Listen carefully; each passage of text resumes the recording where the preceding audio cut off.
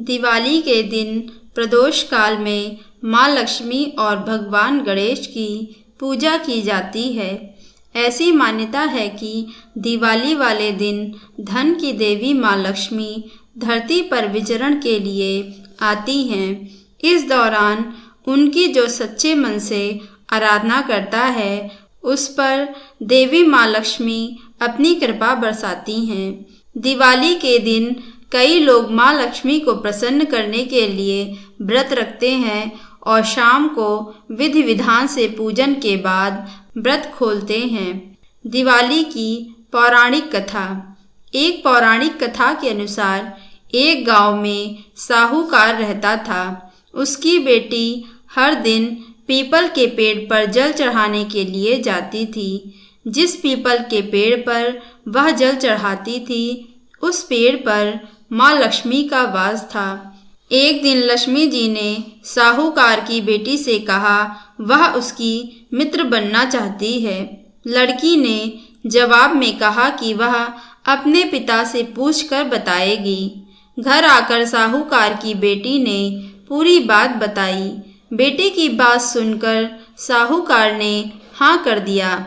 दूसरे दिन साहूकार की बेटी ने लक्ष्मी जी को सहेली बना लिया।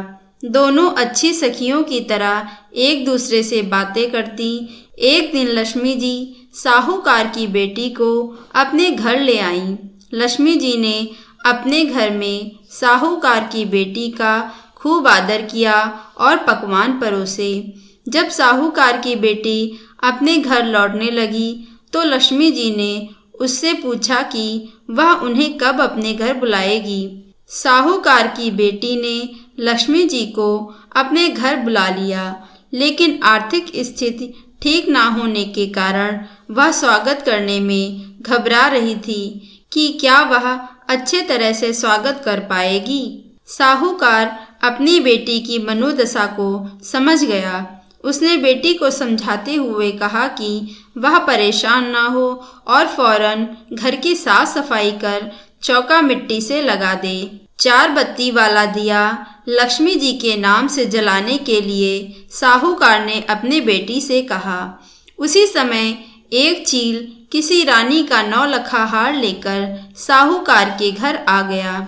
साहूकार की बेटी ने उस हार को बेचकर भोजन की तैयारी की। थोड़ी देर में माँ लक्ष्मी भगवान गणेश के साथ साहूकार के घर आईं और साहूकार के स्वागत से प्रसन्न होकर उस पर अपनी कृपा बरसाई।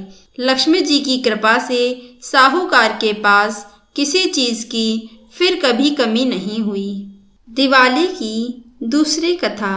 एक बार कार्तिक मास की अमावस को लक्ष्मी जी भ्रमण पर निकली। चारों ओर अंधकार व्याप्त था। वे रास्ता भूल गईं। उन्होंने निश्चय किया कि रात्रि वे मृत्युलोक में गुजार लेंगी और सूर्योदय के पश्चात बैकुंठ धाम में लौट जाएंगी। किंतु उन्होंने पाया कि सभी लोग अपने अपने घरों में द्वार बंद करके सो रहे हैं। तभी अंधकार के उस साम्राज्य में उन्हें एक द्वार खुला दिखा जिसमें एक दीपक की लौ टिमटिमा रही थी। वे उस प्रकाश की ओर चल दी। वहां उन्होंने एक वृद्ध महिला को चरखा चलाते देखा। रात्रि विश्राम की अनुमति मांगकर वे उस बुढ़िया की कुटिया में रुक गईं। वृद्ध महिला लक्ष्मी देवी को बिस्तर देकर पुनः अपने कार्य में व्यस्त हो गई। चरखा चलाते चलाते वृद्धा की आंख लग गई। दूसरे दिन उठने पर उसने पाया कि अतिथि महिला जा चुकी हैं, किंतु कुटिया के स्थान पर महल खड़ा था। चारों ओर धन धान्य रत्न जेवरात बिखरे पड़े थे। माँ लक्ष्मी देवी जैसी उस वृद्धा पर प्रसन्न हुई वैसी सब पर हो। और तभी से कार्तिक अमावस की रात को दीप जलाने की प्रथा चल पड़ी। लोग द्वार खोलकर लक्ष्मी देवी के आगमन की प्रतीक्षा करने लगे।